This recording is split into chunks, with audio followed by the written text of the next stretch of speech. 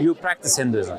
Okay. Do you read the books? Like Shiva Purana and all of these books? You believe that they're from God, they're divine revelation? It is human interpretation of them. But the stories then are real stories or no? The things that happen in these stories, are they real stories or are they not real stories? That is not for me to judge.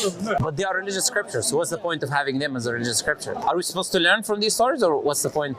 They exist as a compass. So you learn from them. It's a guidebook. If it's a guidebook, then it's for guidance, right? You read it, you learn from the stories, useful things. So could you enlighten me? Because when I was reading all of these books, I found like tens of stories of supposed gods and demigods graping, like literally their own, like that God created the daughter and then he his own daughter, or all of these. Brahma. Yeah, not only Brahma, but there's many others like Indra, others. I can mention many names of them doing the same thing. Those are demigods. I mean, those are not trinities. Those are like creations of gods.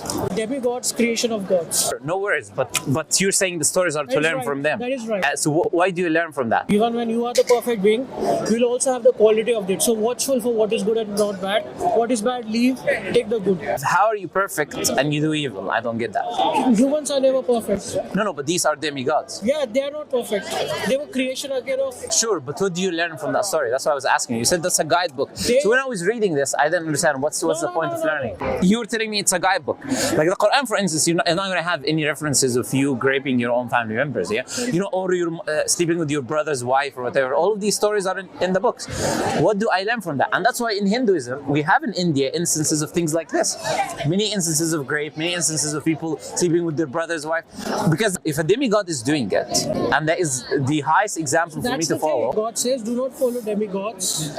Do not follow. There's many of these stories, and these stories are showing demigods, which are supposed to be a prime example because you're learning from these stories. Or every story, it will have something which will be morally right, and the message is, take the good from everything. But how do you know when it doesn't tell you in every story? When you meditate to God and you connect, you get an intuition what is right and what is wrong. What if I meditate and I get at the opposite conclusion of what you got? Because that's a very subjective thing, what you just said. That's why I'm inviting you to Islam.